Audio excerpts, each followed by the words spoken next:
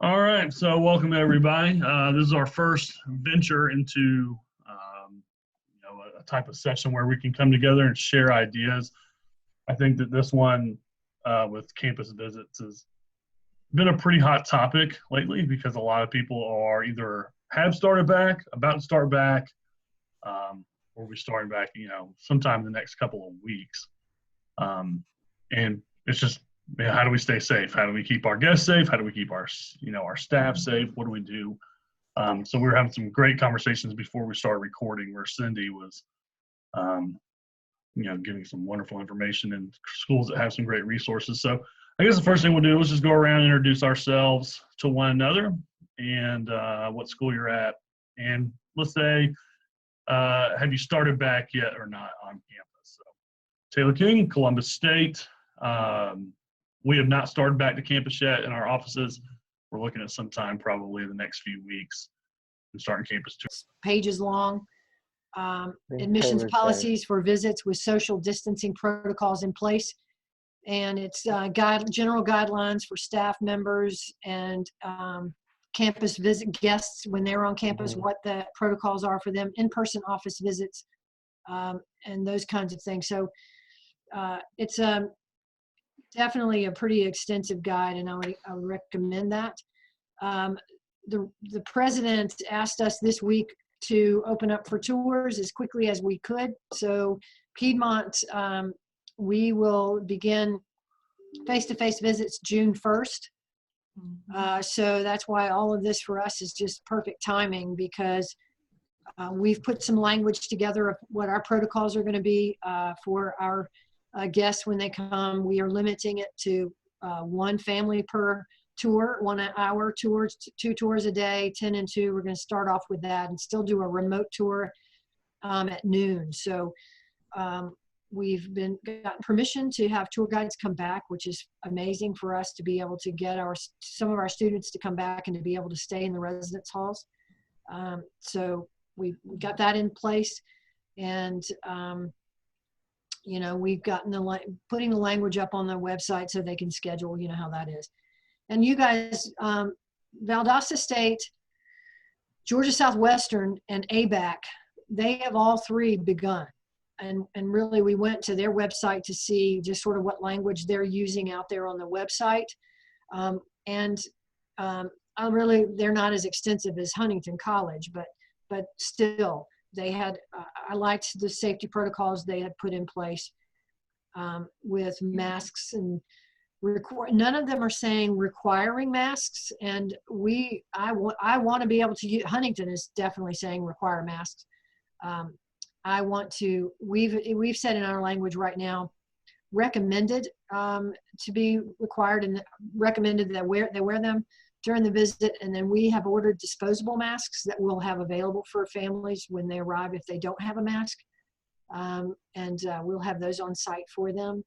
And we, of course, in our family room are rearranging our furniture for social distancing. So that will be, we'll hopefully have that taken care of. And we're limiting our guests. I am seeing that everywhere. Everybody's saying, 1 or 2 guests in addition to the tour person, so no more than 3 per family. And so everybody seems to be staying with that as a protocol. And now Huntington went so far as not allowing their tours to go through buildings. We're taking our tours through buildings, and we are announcing, like every time we're announcing by a inter office faculty staff email. We will send out the schedule every time a tour is on campus. We're going to give them the itinerary of when we'll be in buildings, so that at least our staff will know to put on their masks or know to expect, hey, guests are going to be walking through the building. So we have said we will do that with every tour. So that's sort of what Piedmont is doing. Our remote campus visits have not been very well attended. Our virtual admitted student days were fantastic. We had 2 weeks of events, and we had, over 111 guests at one of them. And so those have gone very well. But it's the president has pretty much for us said, get them back here. So Taylor, that's my 2 cents. Cool. Can I ask a question? Go ahead. This is Brooke with ABAC. For your accepted student sessions, what did y'all do? Because we don't have an accepted student day per se with us, but we have a hard time, it seems like, for students to, Caitlin has hosted some information sessions, Tanisha's done it. There doesn't seem to be a lot of buy-in, but I feel like if it was accepted students, then maybe it would be a little bit different. So could you kind of go over what you guys did for that? Yeah, and I'm sure all of us on this call, Brooke, and by the way, Brooke, I went to your website and I told Donna, y'all have done a fantastic job of putting up how you're doing your visits. That was really helpful for us. Thank you. But what we did, we created a website for our admitted student day. And I'll be happy to share that link with you, livinglikealion.com. Okay. Our admitted student day was called Living Like a Lion. We had marketed it all year long, just like I'm sure everybody else did. And, you know, we were all set. And then when this happened, we pivoted very quickly to call it Living Like a Virtual Lion. And we fortunately had some of our staff who were very tech savvy, so they jumped right in, created a website for us. We went around campus and asked for different offices to create YouTube videos for us to put a video gallery up on the website. We began going to faculty saying, will you do chat sessions? And we began offering academic chat sessions throughout those 2 weeks. And then what we did, and of course, you know, we had to market every one of those. Every time, y'all know this, I mean, out of Target X, we had to build account ComFlow, send out the invitations. You know, it was just it's a lot of work when you try to put on these days virtually. But the ones that we had the best attendance for was when we said question and answer days. And we invited all of our admitted students. I had the vice president for enrollment management. He spoke live. So it was a combination of synchronous and asynchronous events. Okay. But on the actual day, we had more, our business office was on there. So student accounts was on, financial aid was on. Our career services person was the keynote. So she took up about 20 minutes of what all of our students were going to have access to coming in for their first year experience. And then we had our residence life people, we had our director of residence life talk about how they're doing the assignments for rooming and all, you know, talked a lot about the residence halls. Javier, I said, and y'all have said your best attended were the residence life. Aaron, I think you said that. So then what we did was we opened it up when they came online. Initially, we moderated it and said, begin filling in the chat for what your questions are, because we didn't let anybody open it up for questions and answers until the very end. But we had all the parents start putting all their questions in the chat. And so then we allowed 30 minutes at the end, and we went through all the questions that parents had had. Okay. Or families had had, and were able, and I had all of the staff on this Zoom that whoever could answer that question, they answered it. And that was our best event ever. But again, we marketed it out. We had it planned. And all the things that were going to be on our calendar were on our website that we had created. There was a calendar of events, and that people could click on each event in the calendar that they wanted to attend. And so an invitation would go right out to them. So, you know, Brooke, I know Gabe and Joanna Tucker, our two staff, they were the maestros behind creating all that. And I know that they would offer some advice to you, and I certainly will send you that link, as I said, for you to go in and see. Unfortunately, the calendars come down because those have gone. Okay. But the video gallery is still up there. And the greatest thing, creating that video gallery, financial aid person, she's fantastic. She created one. Our student success people all created a video, and our residence life people created a video, and those videos are up there. They are staying there, and we are now doing campaigns driving people to that website to see those videos. So that's the great thing about doing things like that, is now you have a repository that you can keep on sending people to virtually, it was a lot of work to build it, but now it's there, and I mean, it's got a shelf life. You want something that's got shelf life.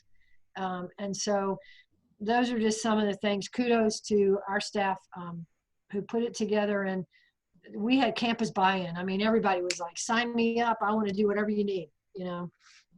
That's great. Thank you for sharing.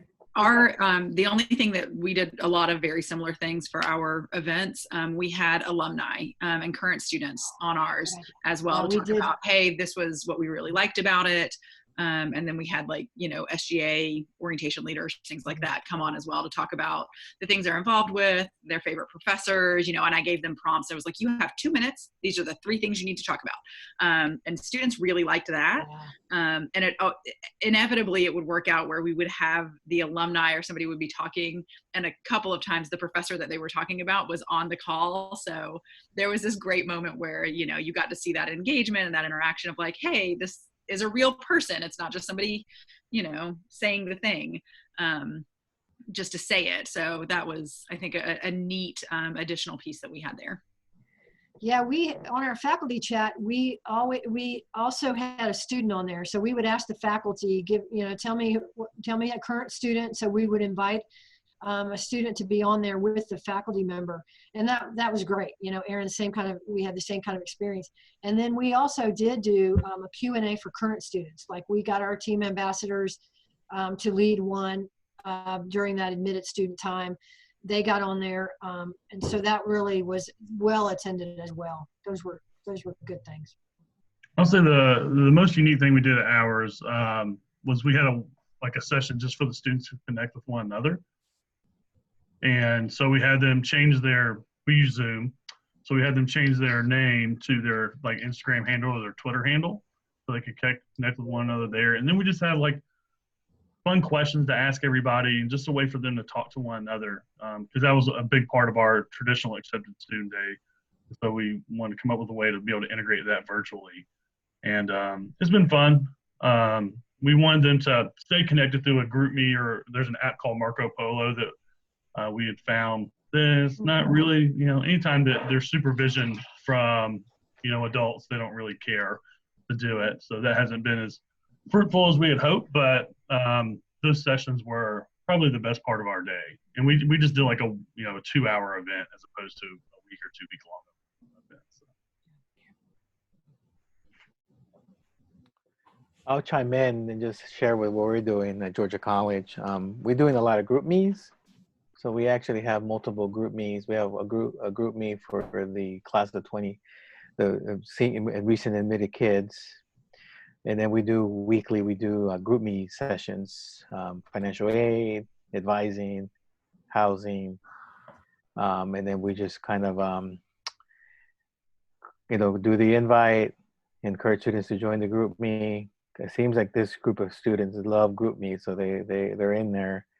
They've even created within that group, they've created like a Zaxby's versus Chick-fil-A group, so it's just kind of, so they're engaging there a lot. And so that's what we felt was where we went in our direction. We're planning to do an admitted student session next week via Zoom. But it seems like the group me for us has been where we've seen the most engagement from students, because I think it's quick, easy, and they can also leave the group if they get annoyed by it. And people are finding roommates, asking questions to housing directly. So it's just really engaging, a way to kind of really keep them engaged through this process.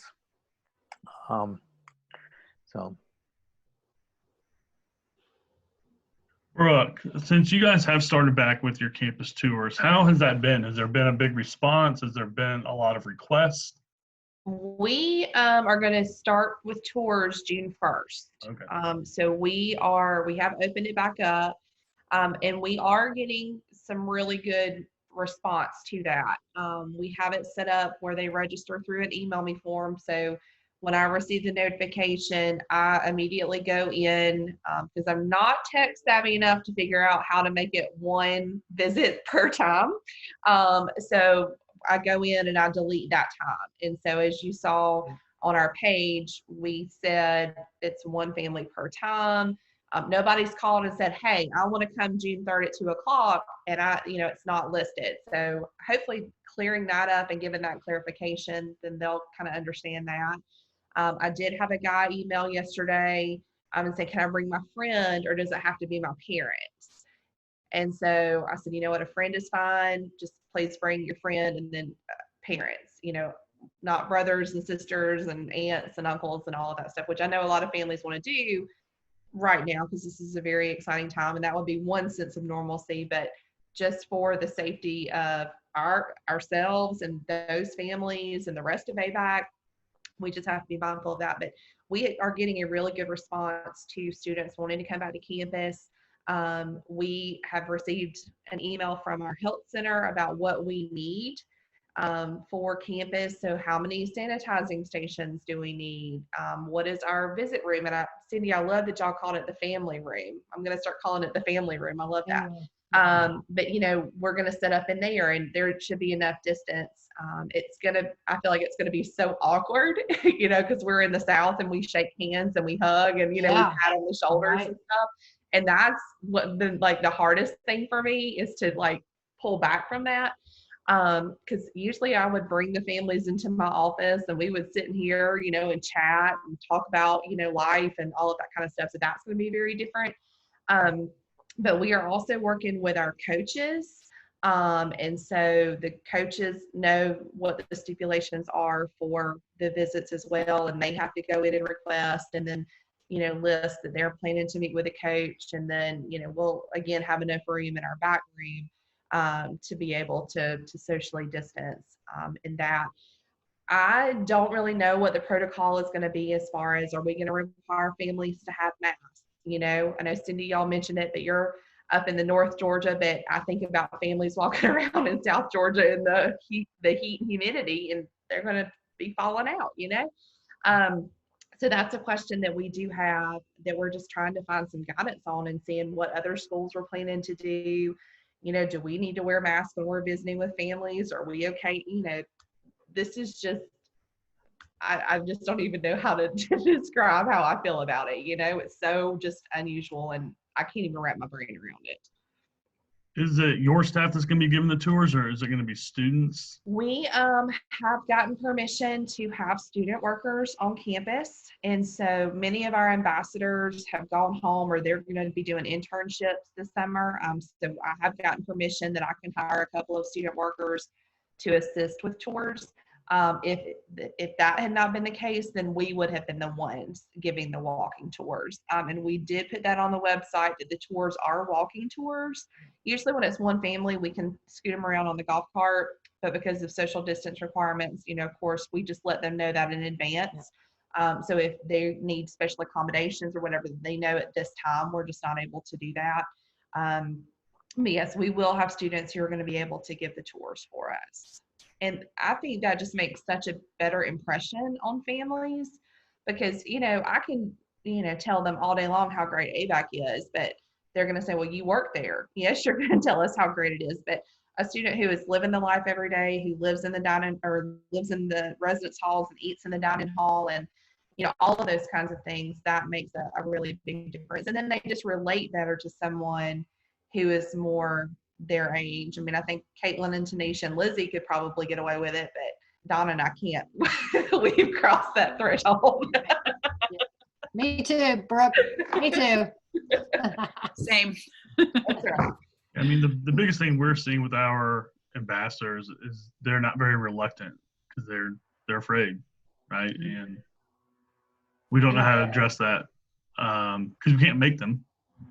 No, you can't. And the young lady who is going to work for us, she was going to be our Stallion Society member, who was going to be our orientation leader this summer.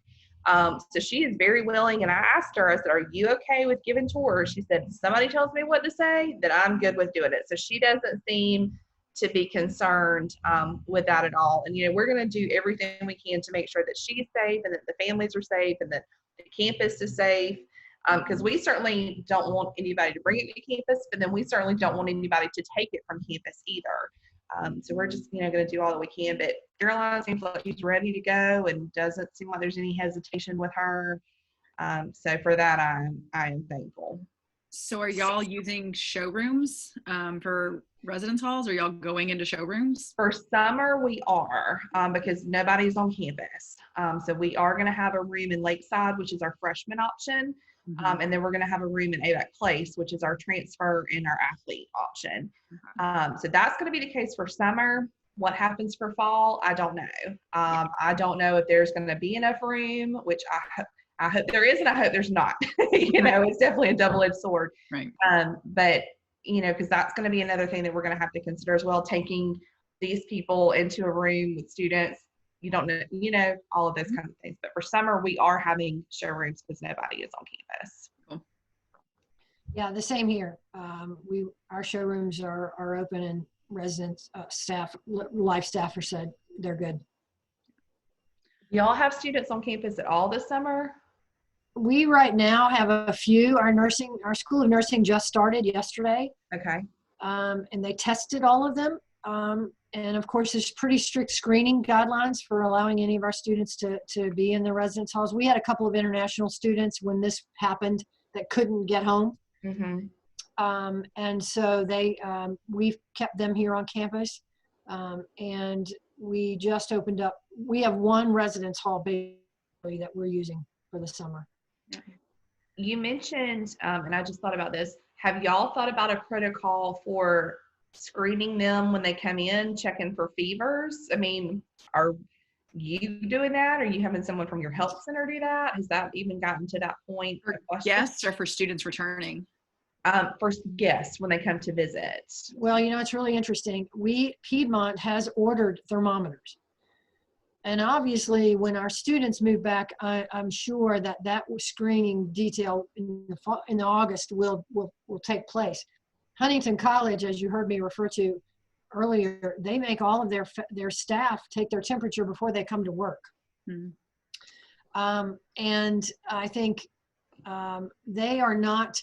I don't think they're screening all of the visitors when they come. I didn't see that. But they have a very specific screening document that they make their guests fill out. Do they do that when they arrive to campus, or is that sent out before they come? I think that they do. I think it appears to be one that they do when they arrive on campus. Taylor, let me see. I might get you to let me share my screen. Let me find my document here. Hold on. Because I just wonder if that needs to be an email that is sent a couple of days before, because it seems like if they've made it to campus, then it's a moot point if they've been somewhere because they're already on campus.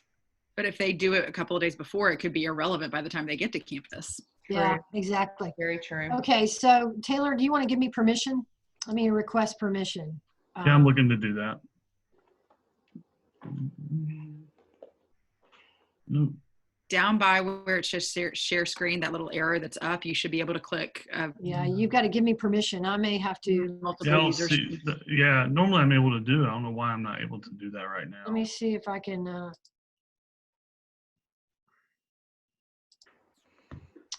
Trying to figure out where I request permission.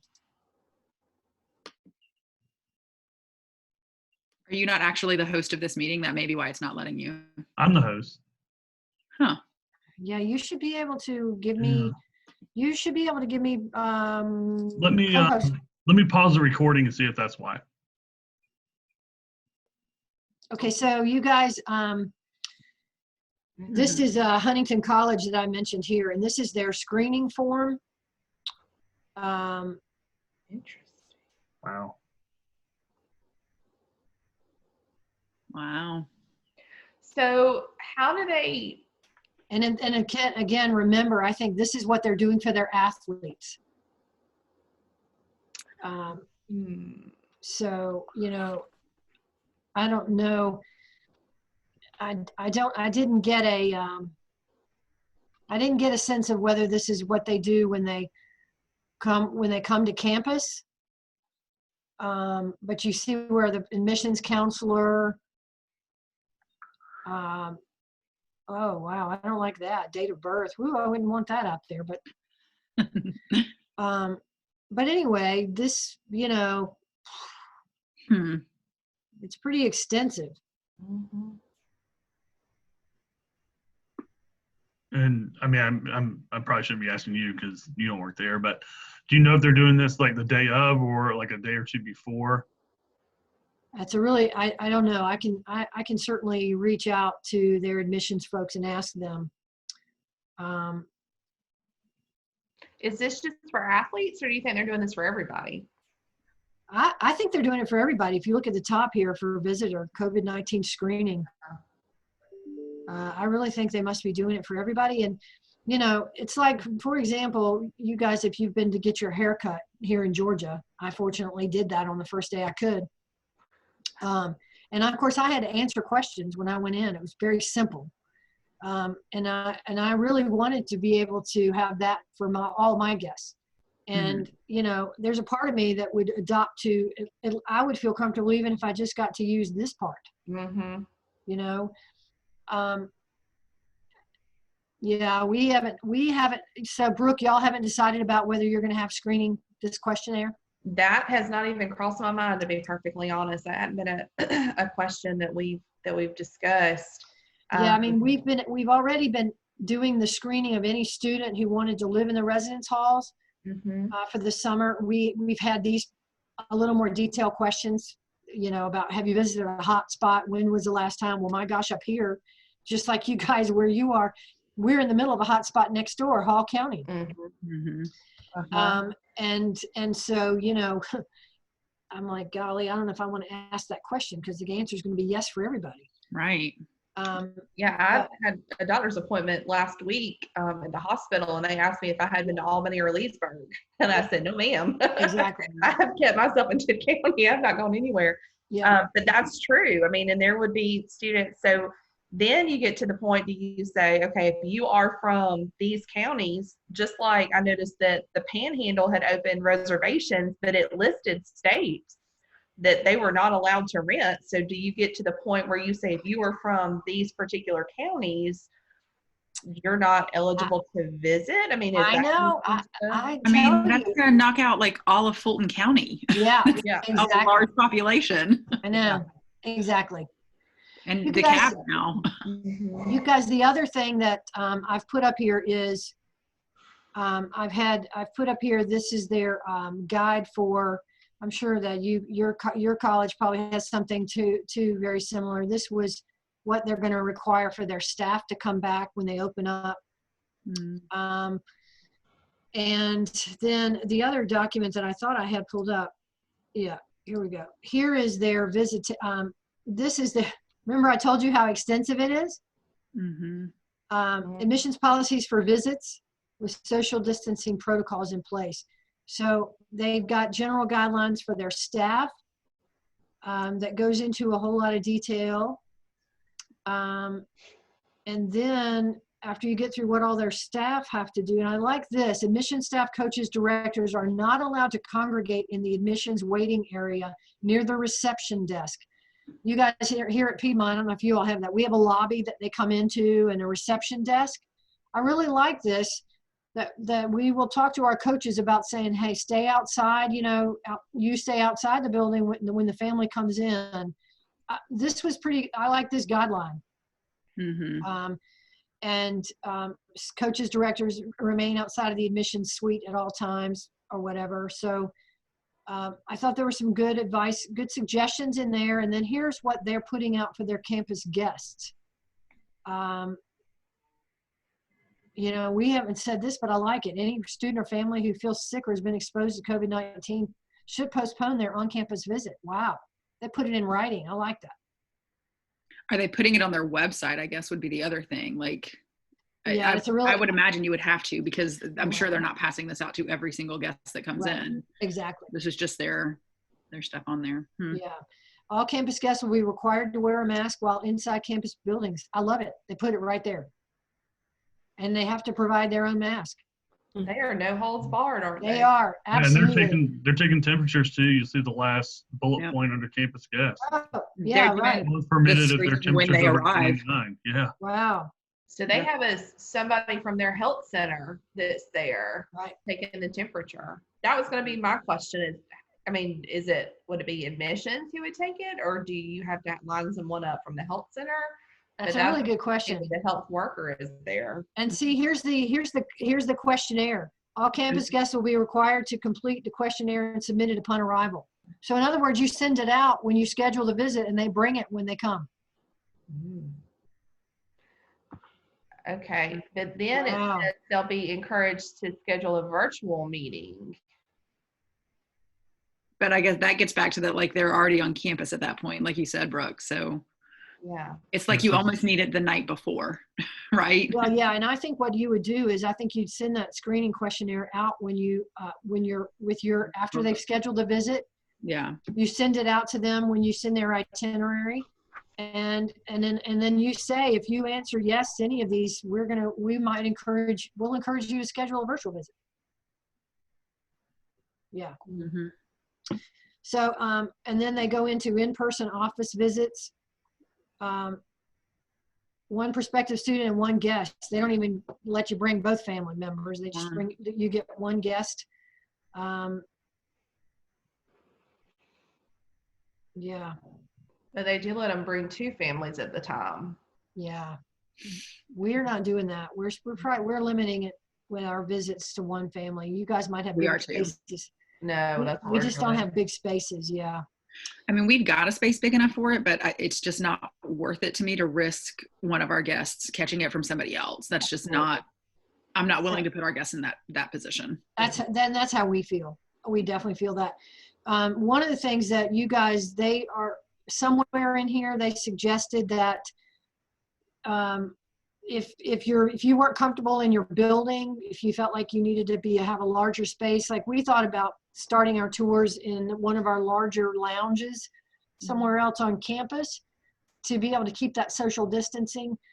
But by us limiting it, we felt like there'll be just our staff member and the families in the family room at that one time. We felt like we can handle it in our building. I have a question for y'all. We are going back. Our hours have changed. So we are now 7 to 5:30 Monday through Thursday. Yeah. And there's enough of us in the office that it's going to be either Lizzie or Tanisha or Donna or myself. So Monday, Tuesday, Wednesday, Thursday, we have someone here. And then Caitlin will handle all the stuff at home on Fridays. So are y'all going back full force, everybody back in the office? Or are you staggering folks coming back in so that if it comes down to this, Lizzie and I wouldn't be here on the same day, plus the family, plus the student worker, that type of thing? Are y'all going back to that, or have y'all figured that out yet? We don't have a plan yet. We already have a plan. I don't like our plan necessarily, but okay, here's what we're doing. We started doing this last week. We began rotating back. So we are having 2 people in our building at a time. I am in the basement. You might not be able to tell, but I'm in the basement of our building. And so I've been able to come back the whole time. I've worked out of my office the whole time, and we have an upstairs to my building. And so there's always been one other person in here and me. And so we've done it easily. Now last week started allowing to have 2 people upstairs at a time. So we now put it on a rotational basis so that there'll be 3 of us in the building now. But now our president has said June 15th, you're all back. The rotation is going on until June 15th, and then they all come back. The problem that I have with this is that Piedmont's been very generous. I don't know how generous you guys are, but Piedmont's been very generous. If you have a child, you have daycare issues, or you have homeschooling issues because your kid couldn't go to school, you stay home and work from home. And so now, by having to go to June 15th, and I've got a 2-week frame in there, June 1 to June 15, where I'm not having to have all my staff back, that's putting a little bit of pressure on the people who are coming back who don't have kids. Mm-hmm. Yeah, just saying. But Piedmont's very generous, and my staff that have children, little ones, they are grateful that they, you know, have that flexibility. And I don't want us, I just am worried a little bit that those who don't have kids and who I'm requiring to come back, that I don't want the heavy to feel that it's on them because they're the only ones in the office. Mm-hmm. And that's something we've got to be careful of. How are y'all handling that? Who? All Any of of us? y'all? Well, like I said, we're gonna go 1 day a week. Each of us will be here. And then, so it would be one, either enrollment counselor or Lizzie, who's our customer service person, or Donna or myself, and then maybe one, maybe two student workers. I'm going to try and stagger those, but we'll have enough space that I can have one student worker in one office and one student worker up in the front, so that they not really be interacting with one another at all. Yeah. But I don't think, and the way our building is set up, like Donna and I couldn't be in the office at the same time because our offices are right across the hall. So if it did come to 2 at the time, it would probably be either myself and Lizzie, who's up in the front, or Donna and Caitlin, who's 2 offices down, or Tanisha and Lizzie, or something like that. Is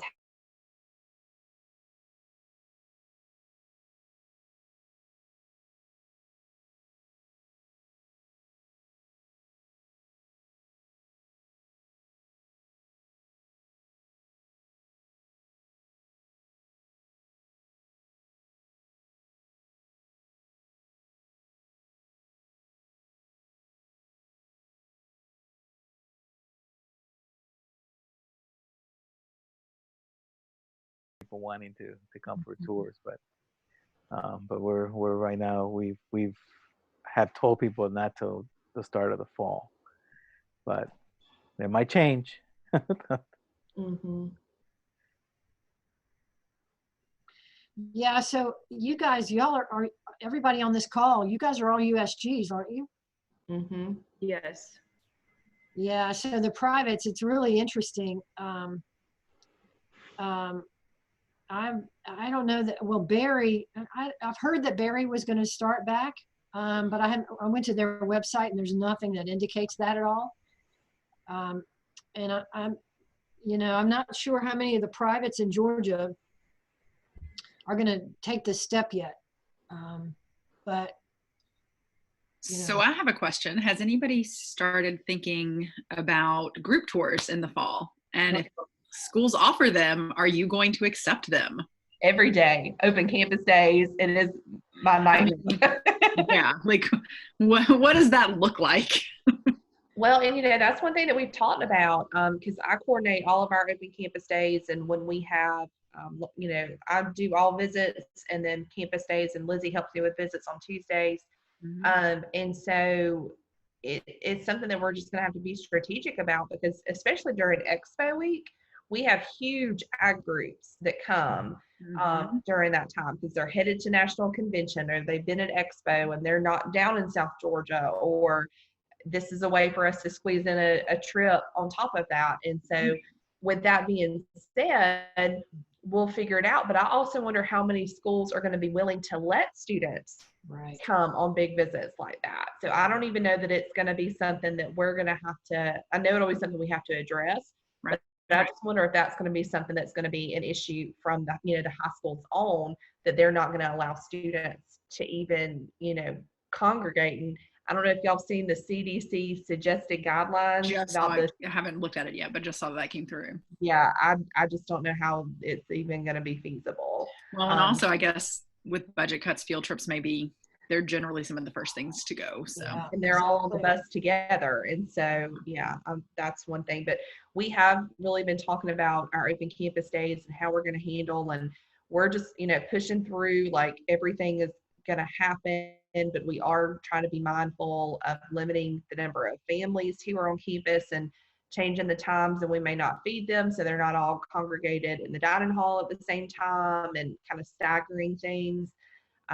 It's just going to be very, very different. It's going to be interesting to see the creativity that comes from this is how you're going to have them. Because that's one thing that I think would be the case for everybody is we feel like if we can get them on campus, it's a done deal. You know, like they get excited, they see how beautiful it is. Right. They feel like, oh my goodness, I can't wait to be here.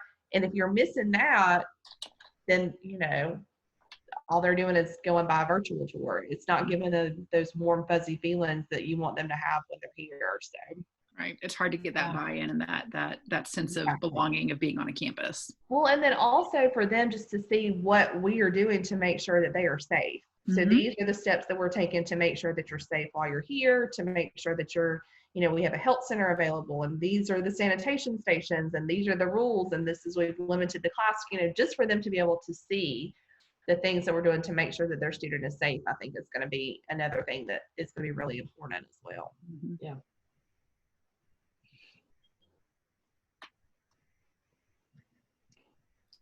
Taylor, I'm going to give that back. I'm going to give that back to you now. Yeah. So we, we really don't even anticipate like open houses. We're struggling right now with that and how we're going to implement that. If we're even going to be allowed to, we've already scheduled we typically do 4, and one of those we've already said is going to be virtual, because honestly, we like working from home. It's more comfortable in shorts than it is in slacks, and we feel like we can offer a great experience for our students.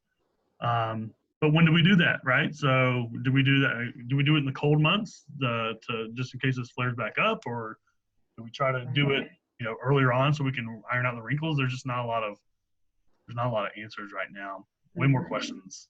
Yeah.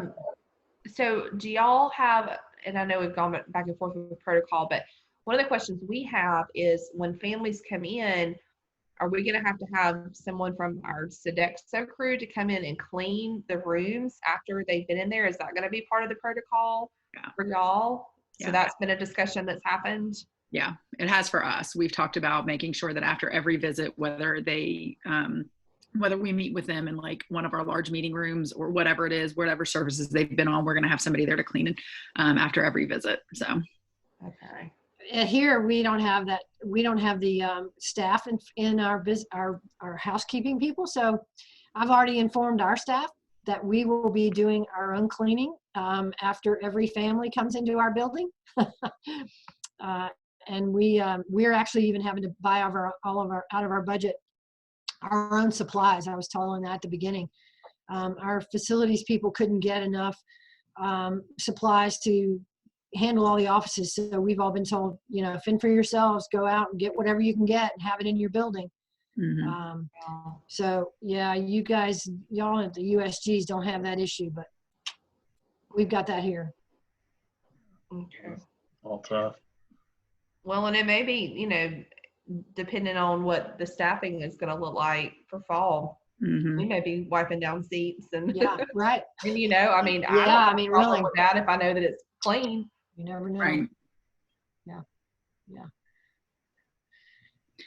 Are y'all able to get, I guess, Cynthia, are y'all able to get like the industrial, like CDC recommended cleaner, or are y'all just getting whatever you can at this point?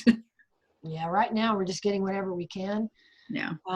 And I know that our cleaning crew, they've gotten something that as long as we can find some spray bottles, they'll give it to us. So we're, and it doesn't smell like hospital. So that's really good. That's nice. Yeah. So we've gotten some of that, and, we're getting some guidance, but not a lot. Yeah. Well, I think the next one of these that we do with campus visits, I'm going to invite somebody from Huntington to come and speak, just so they can talk to us about everything that they've done and how they've been so forward thinking and how it's working for them. Because some people may say, I'm not going to have my temperature taken, I'm not going to wear a mask, and what some of their blowback may be. That's right. So. Yeah, I definitely would reach out to them, Taylor, for sure. Yeah, our president, I was really surprised because this goes into a lot more detail, and it was a lot more guidelines than I've heard him say. And so it'll be interesting what he lets us adopt. Yeah. It's what, because every time you answer a question, another question comes up, and just the onion is forever opening and peeling back. So it's great that they were so thorough in their thinking. But they're a small private, to where a medium-sized or large-sized public has different obstacles to face. Absolutely. So definitely, but a lot of what they do, we can adapt to our own campuses. Right. And like I said earlier on the call, UT, University of Tennessee, Knoxville, I did see their stuff with on CIFSA about considering the speaker, the amplified speaker, for the tour guides. And I also have seen some considering having tour guides do the face shield versus the mask. This whole thing of all of us are having to get used to, oh my God, no facial expressions. Right. You're not going to see the smile. You're not, it's going to be very different. Yes. Very different. Yeah. Are any of y'all going to have like the plexiglass barriers in your offices for when you meet with students? We've talked about getting those for our front desk, because it's just an open area right now. So trying to get them for the front desk. And then that's just where we're meeting with students. If they've got a specific question, then we'll encourage them to move to the virtual one-on-ones. Wow. We haven't gone there. Boy, that's a good idea. Yeah. I mean, it's something that I brought in a leadership meeting the other day, and they're like, that's probably something that we need. It's just, again, one of those things like, we probably definitely would look into something for Lizzie, since she is on the front lines at that front desk, having something there. Her desk is a very large desk, so there's still a good amount of space. But just then the logistics of it, so if they have to write something down, we would have to find another table, and we have 2 stand-in computers right there. And so that's going to be another thing, is we'll have to wipe those down after someone uses it each time, and then have, which we've had hand sanitizer when all of this started out there from the health center, but that was one thing. But the more, like you said, Taylor, that onion just keeps getting peeled back, and it's, what about this? Well, if you ask this question, then that's going to make you think about this question and this. And I think just safety is going to be priority 1. But I also think that if it becomes maybe consistent across campuses, with everybody does this or everybody does that, then it's, if they visited different places, then they can come to expect, I have to fill out this questionnaire, or I know that we're only allowed 1 visit per time, or I know that I need to wear a mask, or I'm, not only protecting myself, but the people that I'm visiting, and that type of thing. So I think if we can just kind of get everybody on board, or at least somewhat kind of mirror image each other, then I think that would kind of help as well. So if you visit one campus, you don't feel like, oh, well, they're not doing enough to be proactive and safe, versus visiting another one that you don't feel like they're doing enough, so it's kind of uniform across the board. Well, I'm just sitting here thinking, like, even door handles, everyone touching the same door handle. Oh, yeah. Do we need to have motion operated doors? Do we need to have Right. The Lysol wipes for every person to have, so they can open a door? I mean, it's just. Can you get the things that they have like at Walmart, where you can just dump it in upside down and let people grab it and wipe it off as they go? Like, yeah, I know. And that's the hard part. Those are the kinds of things that we're having a hard time finding. Those are the things that we want to have on hand, but they're just I can't get them delivered by June 1st. Right. That's the kind of thing that, if you guys haven't started looking for that stuff, you definitely need to be looking for it. I mean, to find a wipe down thing right now is nearly impossible up here. Yeah. And just the cost, we're all so aware of what our cost and lack of budgets are going to be. How much of that we're going to burn through with these safety measures that we can't, do our job functions. Right. Right. So, I mean, we can't cut safety by any means. At the same time, like, there's just going to be a lot, and fall's just going to have so many unknowns with everything. One thing, Donna, I'm looking at an email from her. We got an email from, like I said, the director of our health center, and these were just some of the questions. Y'all probably have them as well, but these are some of the questions that she asked. But is the supply requested needed for summer or through fall? What are the must-haves if interacting with the public? Do we have to take their temperature? What's the protocol for when we arrive to work each day? Will guests be required to wear a mask? Will we furnish them? When are we required to wear a mask? What's the protocol for sanitation stations? Who's handling the cleaning for work areas, door handles, bathrooms throughout the day? Yeah. What about if someone uses a pen? You know, that's a question. You got to have a bucket of pens. Right. Take one and don't touch anybody else's pen. Move it to the other one, and yeah. Give them a pen. Give them a pen when they Exactly. arrive on campus, and they just take it with them. This is Don't your touch anything else, you know. And it's going to be like, don't open a door. If there's a student, if you're on a tour, don't touch the doors. Hands in your pockets. You know, like they're second graders walking down the hall. You know, don't touch anything. But I think those are going to just be things that we've got to think through as well. So, how much stuff that we actually were using pen and paper can we move virtually now through forums or whatever we can do? I mean, right. Yeah. And you don't want to discourage them from coming into the office, but if it's stuff that can be submitted, then, you know, and we used to have these gray boxes that the students could just drop all their information in. And I don't know if that's going to be something that we're going to go back to, so that they're not having to hand something to Lizzie or who, you know, the student worker, whoever's at the front, that they can just drop all that documentation down in there, and then we Lysol it down and then scan everything in or submit it wherever it needs to go. But yeah, I think like you said, just finding everything, you know, the Lysol and all of that stuff is going to be hard to do. Yeah.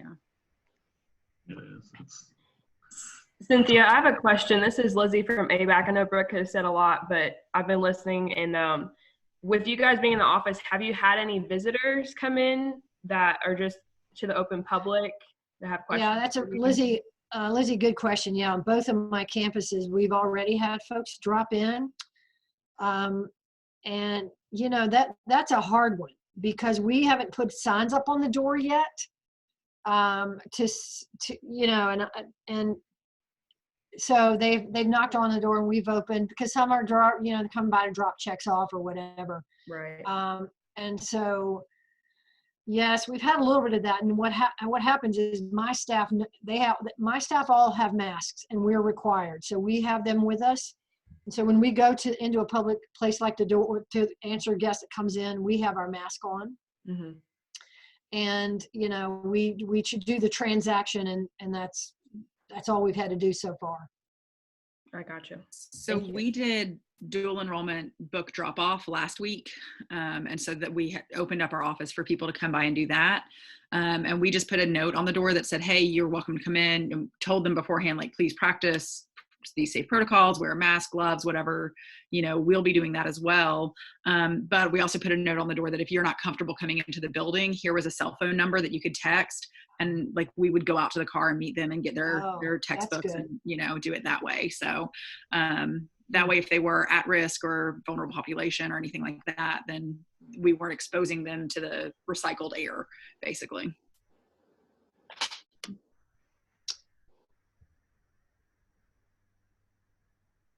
well, does anyone have anything else they want to talk about before we end our session today? I did have one question for everybody. Who's using virtual tours, or like a virtual campus tour? Anybody using what companies live you guys one? are using? A live tour? Yeah. No. I know Are you using? You're talking about? There's two different things. We have a virtual tour that's up on our website. That was done by an outside company, but then we also are doing. We've learned to change the name to remote visit instead of virtual, because people are getting confused with a virtual visit is what we have on our website, but a remote visit is one that we schedule by Zoom, and we have financial aid and faculty members and current student and a tour guide and admissions. So we've learned to use different language. I see. With anybody using like UVisit or because we use like Cityscapes or to do our virtual tour, you know, people could kind of click on, they kind of do 360 pans and everything. Anybody using any other companies besides like UVisit? We had something that was already built that we just kind of highlighted a little bit more on our website.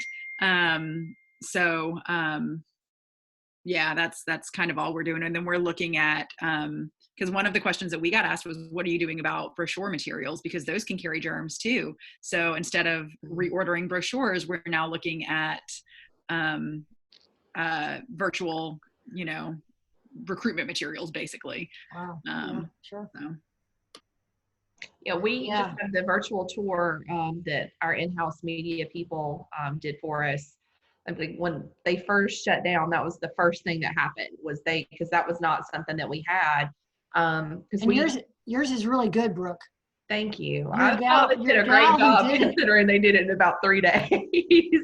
Yeah, they did a really great job with it. And, you know, we kind of wanted it to be like, okay, we want them to get the highlights, but we still don't want it to take away for them to say, oh, well, I've seen everything on campus. I don't feel like I need to come and visit. So we wanted it just to kind of be a little bit more of that. But Caitlin has done an amazing job with our online orientation. And so we've created videos for that. And so it does go into housing a little bit more, in the financial literacy and financial aid and all of those types of things. And so those are available on the website for students as well. So we're hoping to kind of tie those in, but we have not done. Tanisha has FaceTime with students a couple of times to do like a tour if they wanted to do that. But as far as an outside company and doing a remote visit like that, we don't have the capacity to do that. Okay.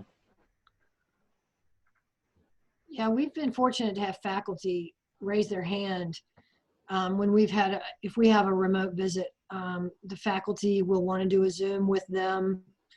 We've been able to get our ambassadors to Zoom in those meetings, but yet we just haven't had many who want to have that. Mm-hmm. Yeah. Cool. Anything else that you guys want to discuss? Taylor, thanks for putting this together. Yes, this is great. So And this very is helpful. It's something that you know, we felt compelled to do because, you know, in our private school, people are talking to one another, USG people are talking to one another, TCSG people are talking to one another, but we're not all talking to each other. Mm-hmm. And GACRAO is the conduit between all of them. So we're going to do more of these. We're going to have a variety of topics. So we're hoping to start in a couple of weeks of doing maybe like a weekly or bi-weekly on different sessions. So we've already thought about registrar, and then, you know, large campus visit events. Golly, you need to do one on commencement, Taylor. Oh my God, you need one on commencement. Yeah. Okay. Yeah. Oh wow, we're just right now. We're trying to have. We didn't have our May one, but we've said we moved commencement to July 25th or whatever, and that is just major. Your registrar people probably would like. Okay. That'll be the next one. Steve has already, Steve Stubbs from North Georgia has already said that he would be willing to lead some registrar topics. So that will be our next one then. Yeah. Awesome. Could we do another call with us, since we've already gotten into all these questions, maybe like a week or so after campus tours have started back? Yes. Just to kind of see what's working, what did the questionnaire, does that seem to help? Are people responsive to that? Are they just to kind of see that we've talked through it. Maybe we can get that Huntington, those guidelines, or, you know, just kind of see what's working, you know, beg, borrow, and steal. And, Absolutely. you know, if it works for one, it may work for the other. And, you know, we are just sharing best practices. That's all. That's exactly right. That's exactly right. Taylor, send out everybody's email here. Okay, I will. I'll email everybody with everyone's email, and I will. I'll shoot you all this Huntington. There's Awesome. 3 or 4 documents in here. Yeah. That would be great. Thank you for sharing that. Yeah. so Absolutely. yeah, and I can make this one of the, because I wanted to do this again, because I know there's multiple people and that people can't do it in the morning, so afternoons might be better. And so maybe after we've gone back up and running with campus visits, we circle back around and do another one of these as well. Just so people can talk about what struggles they've had and issues and probably funny stories from students and families. So record that one. Yeah. So cool. All right. Well, thank you everybody for coming. Thank you. Yeah, we're excited about doing this kind of stuff. So if you need anything from GACRAO, just let me know. Awesome. Thanks, Taylor. Thanks you guys. all. Stay safe.